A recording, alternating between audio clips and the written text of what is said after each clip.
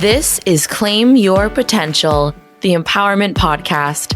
I'm Sophie Lindberg, your host and the Executive Director of Claim Your Potential. Get ready to embark on a transformative journey where we empower women and girls to unlock their full potential in every aspect of life. It's time to claim your potential and step into a life of empowerment. Tune in every Tuesday as we ignite your inner strength, provide actionable insights, and empower you to achieve greatness. So, are you ready to claim your potential?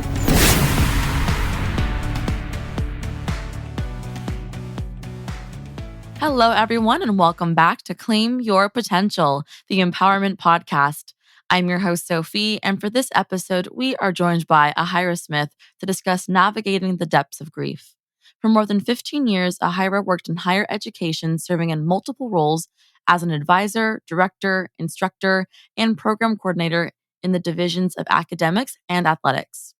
After leaving higher education, Ahira has turned her attention to helping others on their own grief journey towards healing and getting back to living in the present moment. This decision has led her into becoming a certified grief coach and opening her own business called From Grief to Life, as well as being a host for a newly launched podcast called It's Not You, It's Grief on Spotify. Her motto, there will be times where you may feel lonely. However, it doesn't mean you are alone on this journey. Please welcome Ahira Smith. Thank you so much for being with us today, Ahira. Thank you, Sophie. I am so honored to be on your podcast here. I am so honored to have you on. I think that this is such an important topic for us to discuss today. And I'd love to start with hearing a little bit about your journey from, where you were in that higher education space to why you've pursued a path of becoming a certified grief coach. Yes, ma'am. So, because of my interaction with the students, I had a pleasure of building relationships with a lot of them, all from all different walks of life, regardless of socioeconomic backgrounds, ethnicities, genders, different viewpoints of life in itself. And it wasn't until unfortunately, the pandemic, where a lot of stuff had impacted us on not only on a physical level, but also on a mental level. And I had a lot of students, in particular, who was dealing with a lot of mental health crisis. It was definitely out of my scope at the time. Some of the stories that I heard from students who weren't necessarily just dealing with COVID or just trying to understand what the pandemic was doing, just their home life as well. And the way that the pandemic had set in on a lot of our lives, unfortunately, whatever was suppressed before that was no longer suppressed because people actually weren't able to interact with each other like they normally do, or they had no place to go. And because of that, they kind of had to sit in and actually be in the moment where they, might have forgotten about this transitional period of someone that they loved is no longer there, or dealing with a relationship that had broken up prior to that. And now, because they're not ripping and running and studying and practicing or interacting with their friends, they had to deal with the fact that they can no longer call that person or check on them or vice versa. And it wasn't just the students that was also dealing with this. Colleagues of mine was also facing a lot of stuff behind the scenes. And obviously there was a big pattern that was happening. And I just felt compelled to do something other than just working in academics, and not to sit there and say that there wasn't anything important about academics, but life happens. And so when I have a student coming in my office who's in tears or who's dealing with anxiety or, just having panic attacks, the last thing I want to talk to them is about academics and how's things going in their classes. I want to know what's going on. What are they currently facing right now? And so I just felt compelled to I need to do something that is bigger than academics. And it was also something that had been circulating within me for quite a while based off my own experiences in terms of grief and loss. And as much as I didn't want to necessarily be in the grief coaching world, because grief is depressing and it's sad, the more I dived into it and studied and learned and educate myself on what exactly grief is, it is just part of life itself. We're all going to face it. We're all going to encounter it. It's just how we manage to get through it and get to the next point to where we can get back to the present moment is where I'm currently at right now. Yeah, thank you so much for sharing your journey with me. And I think that that is such an empowering thing to hear that, it came from that space of wanting to help students. And I think, everyone always has a different path that leads them to career changes to where they're going in life. And it's always so exciting to hear what someone's journey was. And for anyone that's listening to this podcast that isn't too sure about the distinction between a grief coach versus a therapist or counselor when it comes to supporting individuals through the grieving process, how does this approach differ? How does your approach differ? And what's that unique benefit that a grief coach has? So, what a counselor and a therapist, in a traditional sense, those two entities take much more of an in depth look behind the scenes, the history. How did the person get to where they currently are? So, for an example, if somebody had a not good relationship with their mom, well, what happened when they were 5 years old or 10 or 15 will be revisited to see what took place to where the relationship that is currently taking place today has led to that. As opposed to a coach, I'm currently focused on what is presently in front of me. So if I know for a fact that unfortunately your mother had passed away, and the fact that you never had a strong relationship with your mom prior to that is on top of the grief that you are experiencing with her no longer being here. I'm focusing on that moment and presently trying to help navigate you to get to the next point.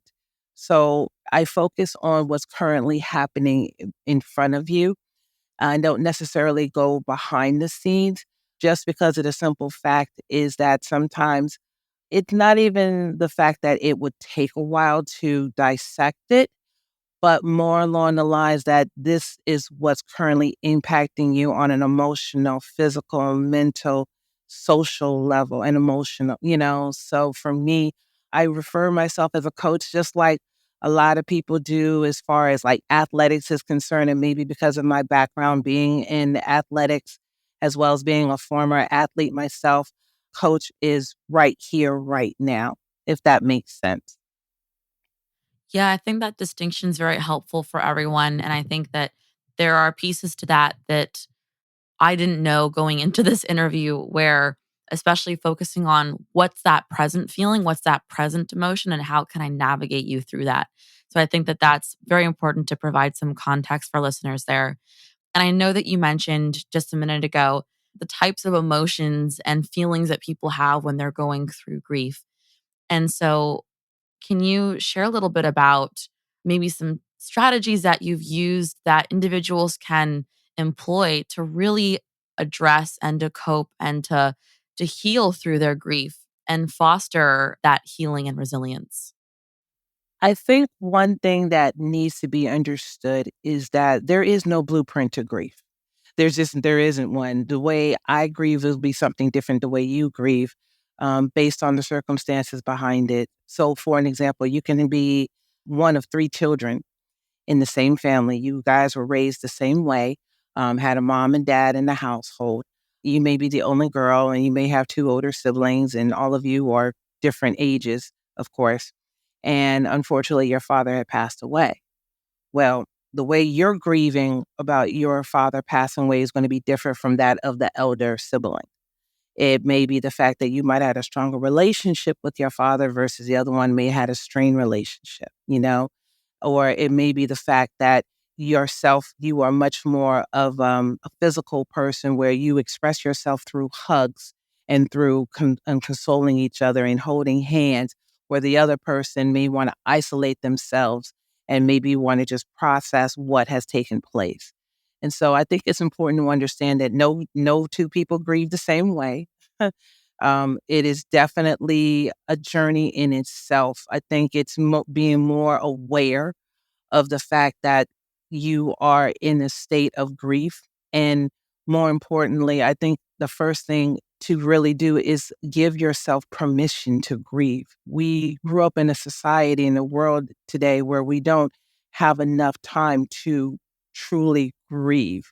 It's not just a 3-day process that is given to you from your job where you have 3 days of bereavement to take care of your father's or your mother's or whoever's affairs. It doesn't work like that.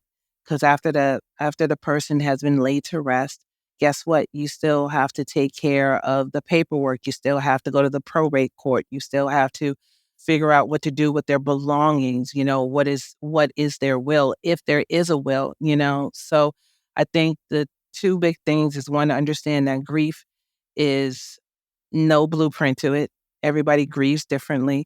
And most importantly, to know and recognize that you have to give yourself the opportunity and permission to grieve in order to do what is asked of you when you lose a loved one of that magnitude. And it's not just that of death. People need to understand that grief is more than just somebody who passed away.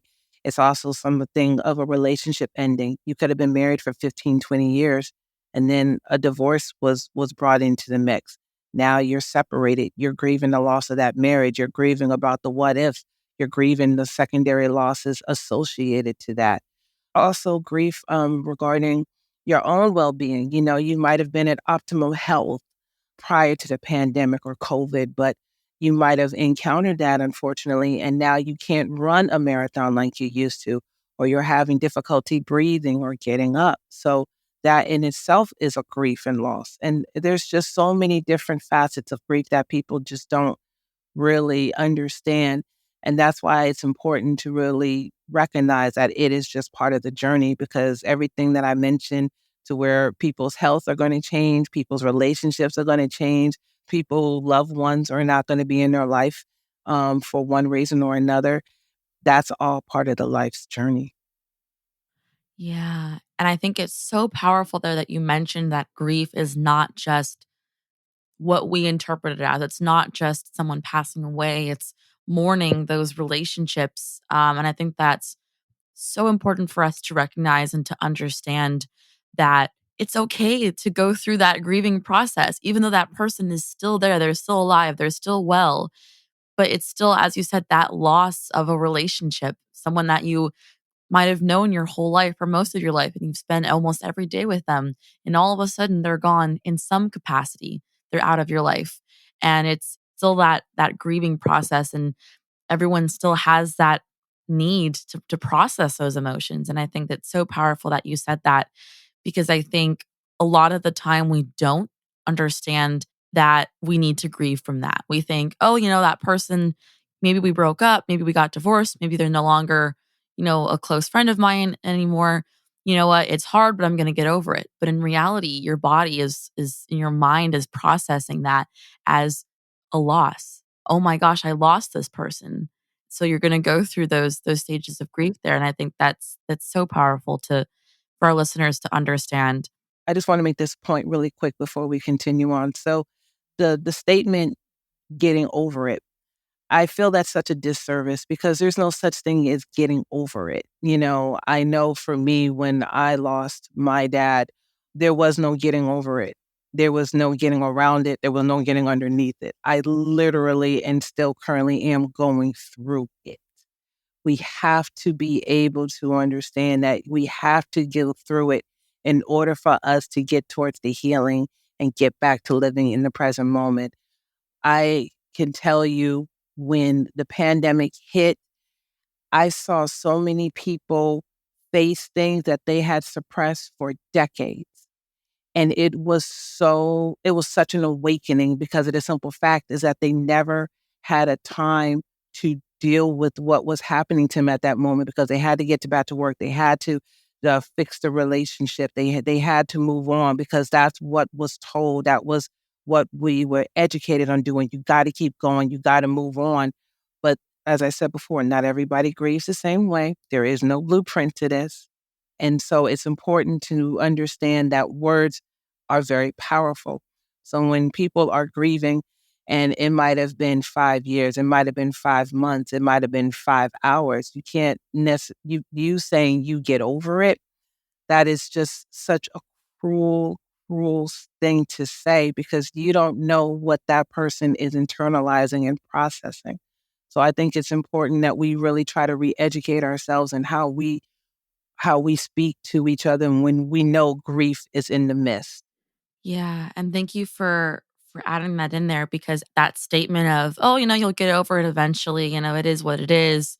You can't change that." I think that's so detrimental and truly disrespectful of people's experiences because as you said, you don't know how they grieve. You don't know what that relationship dynamic was.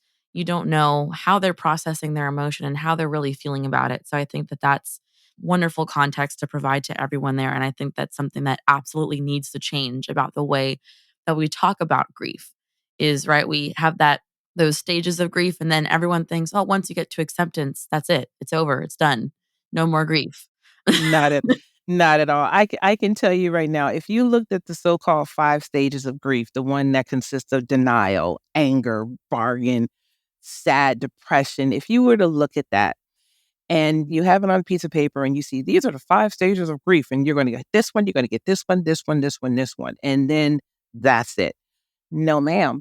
If you put a piece of paper, this is the best way I can describe it. If you took a piece of paper and put it in front of a 2-year-old and just tell the 2-year-old to just connect each statement to the best of your ability. I promise you, by the time you pick it up from a 2-year-old, you're going to see scribbling all over it. You're going to be seeing zigzag lines up and down, crisscrosses and all that.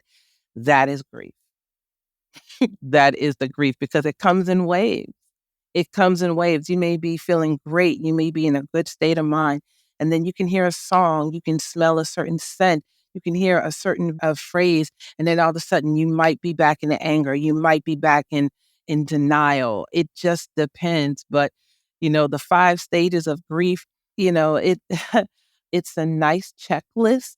But I promise you that checklist isn't one of those where you put on the refrigerator in the grocery. I'm like, I have everything here and then we're all done. No, that list stays there on a consistent basis because you just don't know where it's going to come. It may not be as present as it was before, but it's still very much there because guess what? Life is still going on. Something else is going to resonate with you where you're going to get angry, where you're going to feel depressed, you're going to start bargaining, you're going to be in denial. So those stages never go away just because of the circumstances. They're still there. You just have to understand that it will be a wave. It will be like a roller coaster ride, and that's okay. Yeah, absolutely. And for those listening to this episode right now who may be dealing with grief themselves or supporting someone else through the process, what empowering message or advice would you offer to help them find strength and hope amidst the depths of grief?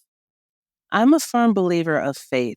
And now, some people, regardless of your faith background, definitely go into your faith, not necessarily your religion per se, but your faith. So if you believe in God and you refer to him as Jehovah or Yahweh or a higher being or the source, just understand that it is essential to turn to your faith and know that there is something of a lesson that has to be learned from the whole experience. I mean, we're all learning lessons every single day. From the time that we get up to the time that we're laying down, we're all learning lessons. I also believe that it's important to be cognitive of the fact that the grief that a person is experiencing is their grief. You don't necessarily want to put yourself into their grief because, again, everybody grieves differently. Just being present is as a support. And to make sure you continue to check on folks. A lot of times when you hear the news that somebody has passed away or a relationship ended or somebody's in the hospital, the onset of pouring of support is there. Well, what about 2 weeks from now? Or what about 3 months from now? Or what about when those holidays come up, like wedding anniversaries or birthdays or Father's Day or the holidays itself? Are you still present in that person's life when things may not necessarily feel good to them. So I think it's just important to, definitely rely on your faith. If there's a strong support system near you or around you that help you lift your spirits up, definitely continue to rely on that. Music is always good. Reading, activities that make you happy. It's okay to do things that make you smile when you're not necessarily feeling all that well, because of the simple fact, again, life does go on. And even when you think of your loved ones who have passed away, sometimes you have to ask, what would they want for you? Misery loves company. I do believe that. So no sense of giving it your company all the time. Sometimes there are people who want to see you smile, or just give you just a glimmer of hope to know that yes, today is really hard, but guess what? There's a new day and you have new choices and you have new opportunities to make it better for you. Oh my goodness, yes. I felt like for a moment I was either on the verge of tears or going to smile my ear off. Wasn't sure which emotion I should feel there. Kind of felt like I was feeling everything because what you said just felt so, I don't even know how to describe it. Almost like a sense of relief, the way that you just talked about grief. And that's okay. That's okay. That's definitely, listen, it again, how you feel, how it resonates with you is how it's supposed to be, and that's okay. Oh my goodness, absolutely. I'm just in absolute awe of everything that you just said there. And, I think that thinking back to or just thinking back on my own experiences and yeah, those when people, send you the flowers or when people give you that phone call of, "Oh, I'm so sorry for your loss." And, you have those experiences and it feels good in the moment of someone saying, "Oh, okay, someone, is thinking about me and what I'm going through." But then to your point there, well, what about 2 weeks from now? Those phone calls usually stop, the flowers stop, the check-ins on how you're doing stop because we have in our mind this idea that grief can only last so long. How can someone possibly grieve for so long? Isn't that such a bad feeling for them to be feeling? Why would they want to feel that way for longer than they need to? And I think that everything that you've said about how grief is at your own pace, it's your own process, it's how you deal with it. It's not going to be a one size fits all. It's that constant changing line and spiral and circles and the line on the paper analogy there. And absolutely, I think that that's such a great and not common way we think about grief. And so I'm hoping that our listeners are taking that and really resonating with that and understanding that if there's someone in their life that's been through the grieving process, check in on them. They could still be going through the grieving process, and that's okay. And you might be going through the grieving process as well, anyone listening to this podcast episode. And I think that something that I'm taking away from this and something that I hope that they are taking away from this is that don't listen to the books that say it's, those 5 stages, you're one and done. Listen to yourself. Listen to how you're feeling. Listen to your experiences and truly understand where you are with your experiences, where you are with your emotions, and to really believe that it can get better, right? You can feel as whole as you hopefully can, but you can feel that wholeness and happiness again. But it's going through that process that's going to get you there rather than shutting the emotion off. And asking for help. Mm. Ask for help, don't it doesn't matter if whether you see me as a grief coach or somebody else who's a grief coach or a counselor or a therapist or a pastor or a mentor or a spiritual advisor or your best friend or your college professor from 25 years ago. If you need the help, it is present. It is there. All you have to do is just say, "Hey, I need some help." It's okay. We are in this together. I'm telling you, there have been many a times where I have felt alone, but I have had people praying for me, who have supported me, who have called me, who've checked on me because they just know what I'm going through. I can't tell you how many people checked on me when Father's Day came around and they know my relationship with my father was that tight. So for people to call and check on me like that, I appreciate it so much because even though I was doing what I could not to be part of social media or be on there, and seeing other people posting pictures of their current happenings with their dads, it was hard for me. But I still had people saying, I'm thinking about you. That goes along so much, so much. So just know that you're not in this by yourself. There are people who are willing to help you and help you do the work to get through it. It's important to understand that, and you got to give yourself permission to grieve and be allowed to get help. Yes. Oh my goodness. Yes. The message that I got from that was be kind to yourself and be kind to others. And I think that's such a powerful takeaway from so much of what we had talked about today is being kind to yourself and your emotion and letting yourself go through the process, but also being kind to others in the sense of check in on someone. If you see someone struggling with grief, or even if you don't see them struggling with grief, but you know that they've been through it or they're going through it, to check in, see how they're doing, make that connection, support them in the way that you can. And throughout this episode, you shared such a wealth of knowledge and inspiration with our audience today.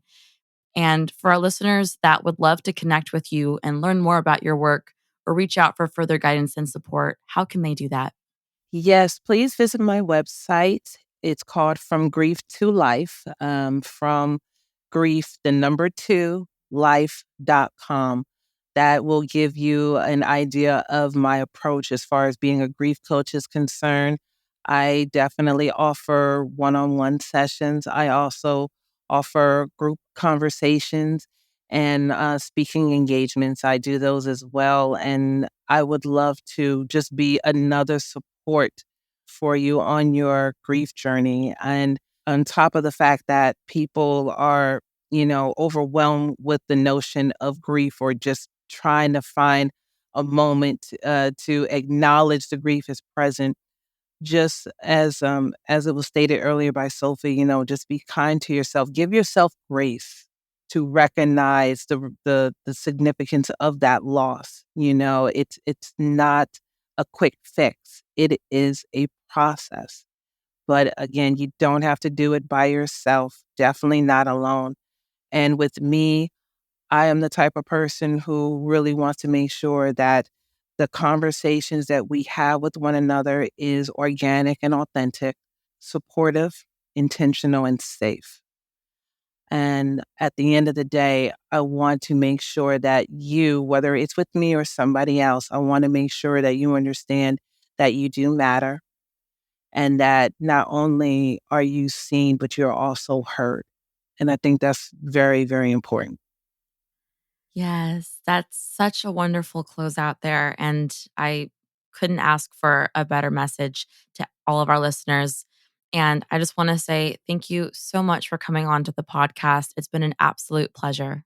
Thank you for having me. It has been a pleasure myself of just being able to get the message out there on grief and how we in the society and in the world we live in today acknowledge that it is just part of the journey and that we can work through it together, one breath at a time. So I really do appreciate you letting me share this message here. And again, for anybody who's listening, you can reach me from grieftolife.com, from grief to the number two life.com.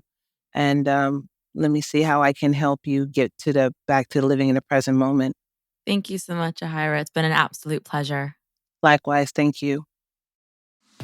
That brings us to the end of another empowering episode on Claim Your Potential, the Empowerment Podcast. Thanks for listening. If you've enjoyed our show and want to learn more about the work we do, you can visit our website, claimyourpotential.org. There, you can access our tools and workbooks, sign up for workshops, join our mentorship program, listen to previous and future episodes, donate to support our cause, and find out how you can get involved.